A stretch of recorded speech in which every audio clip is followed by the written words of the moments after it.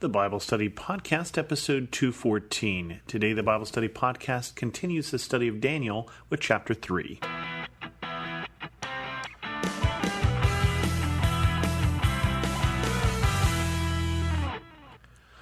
Welcome to the Bible Study Podcast. I'm your host, Chris Christensen. You may remember last week, Daniel and his three friends got in trouble because they were some of the wise men.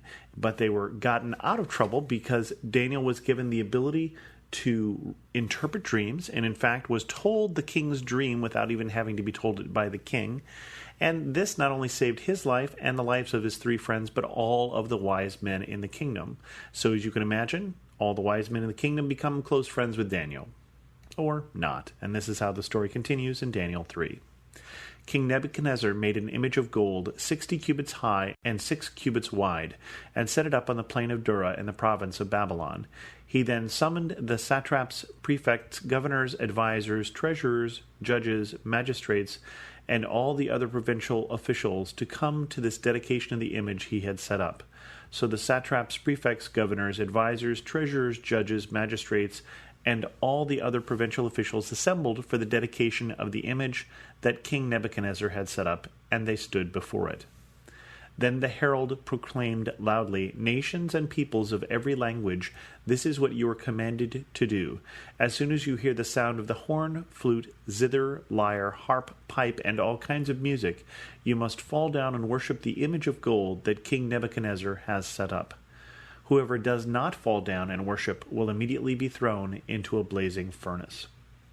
Therefore, as soon as they heard the sound of the horn, flute, zither, lyre, harp, and all kinds of music, all the nations and people of every language fell down and worshipped the image of gold that King Nebuchadnezzar had set up. At this time, some astrologers came forward and denounced the Jews. They said to King Nebuchadnezzar, "May the king live forever. Your Majesty has issued a decree that everyone who hears the sound of the horn, flute, zither, lyre, harp, pipe, and all kinds of music must fall down and worship the image of gold, and that whoever does not fall down and worship will be thrown into a blazing furnace. But there are some Jews whom you have set over the affairs of your province of Babylon, Shadrach, Meshach, and Abednego, who pay no attention to your Majesty. They neither serve your gods nor worship the image of gold you have set up."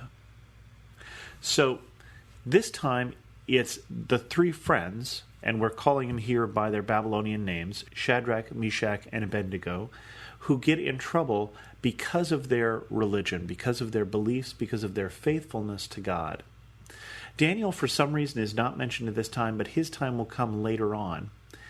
And even though it was one of these Jews, it was their friend Daniel, who has just saved these astrologers from the king's wrath just a chapter ago, not that long ago in the history of Babylon, they are now saying, look at these Jews, they are not following your rules, and therefore you should do what you promised. You should throw them into a fiery furnace.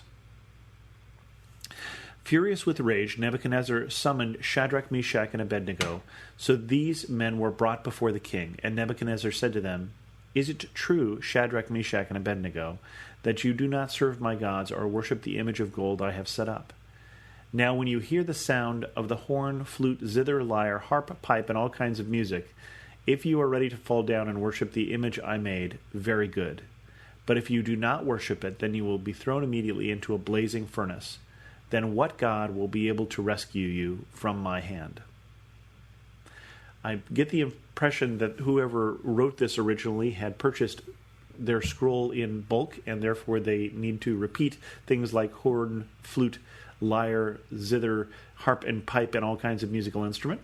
But not counting the stylistic points for the redundancy here, you see that the problem therein here is they need to be faithful to God or they need to be faithful to Nebuchadnezzar, and they have to choose. They're not being allowed here to worship privately their own God, and basically they understand that they are not allowed by the law of Moses to worship anything else. That first commandment there, "You shall have no other gods before me," applies here. And so they say no. Shadrach, Meshach, and Abednego replied to him, "King Nebuchadnezzar, we do not need to defend ourselves before you in this matter.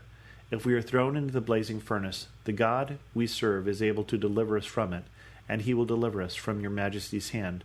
But even if he does not, we want you to know, your majesty, that we will not serve your gods or worship the image of gold you have set up." There's an old Negro spiritual that said, "Didn't my Lord deliver Daniel? Didn't my Lord deliver Daniel? Didn't my Lord deliver Daniel from the lion's den?" And we'll be covering that story later on.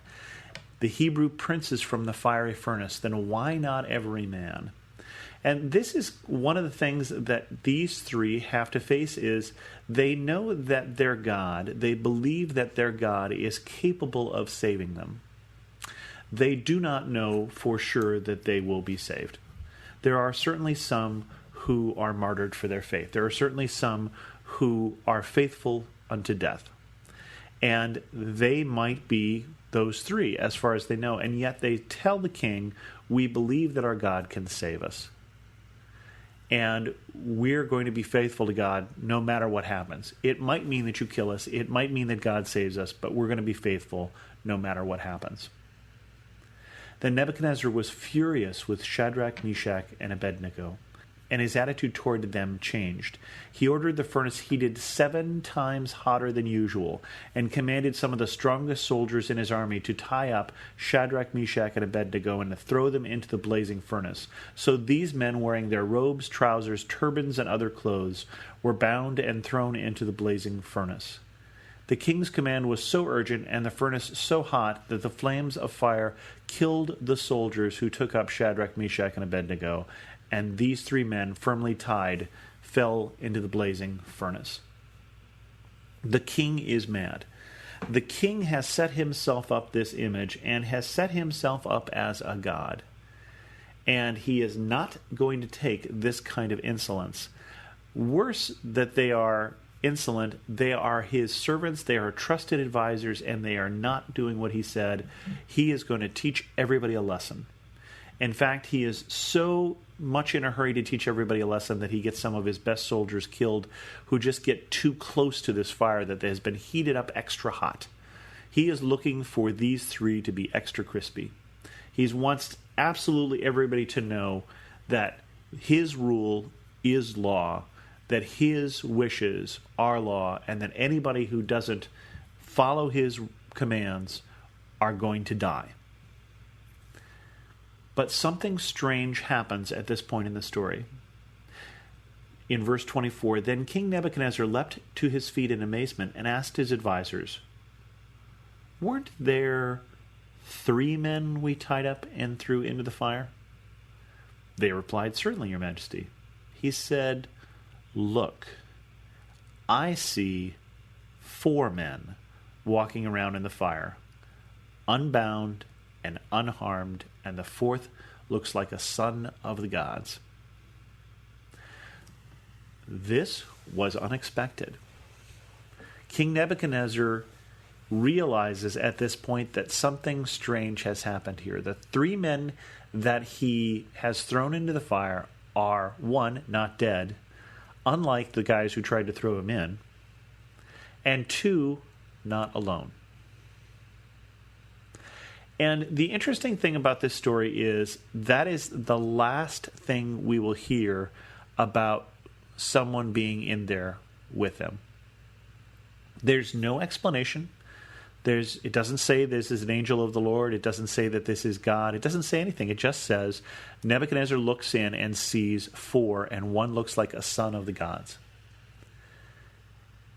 But the message is that God didn't leave them alone. And I think that was what their faith was in, is whether they were going to die or whether they were going to live, that God wasn't going to leave them alone. That God would be faithful to them, even if it was faithful to them unto death.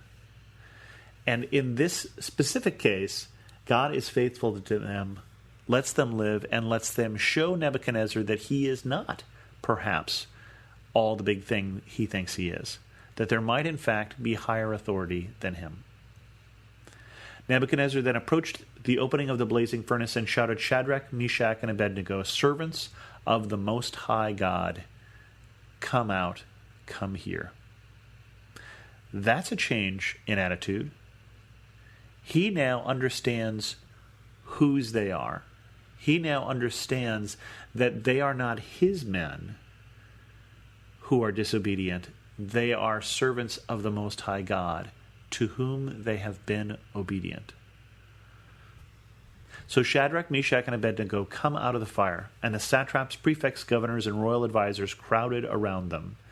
They saw the fire had not harmed their bodies, nor was a hair of their heads singed. Their robes were not scorched, and there was no smell of fire on them. I like that last little bit. Just not even a whiff of fire on them. God protected them, and God can protect them, and they knew that, although they did not know for sure that he would choose to. Then Nebuchadnezzar says, "Praise be to the God of Shadrach, Meshach, and Abednego, who has sent his angel and rescued his servants.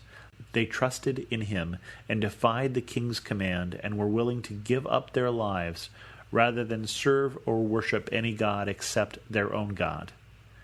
Therefore I decree that the people of any nation or language who say anything against the God of Shadrach, Meshach, and Abednego will be cut into pieces, their houses be turned into piles of rubble, for no other God can save in this way." Then the king promoted Shadrach, Meshach, and Abednego in the province of Babylon. This is a favorite story of the church and the people of God as they've lived through persecution, as they've lived through difficult times, because this is a story that promises that God is with us, that whatever happens, God will be there. And with that, we're going to end this episode of the Bible Study Podcast. If you have any questions, feel free to send an email to host@thebiblestudypodcast.com or to leave a comment on this episode at thebiblestudypodcast.com. You can also follow me on Twitter at Chris2X. And as always, thanks so much for listening.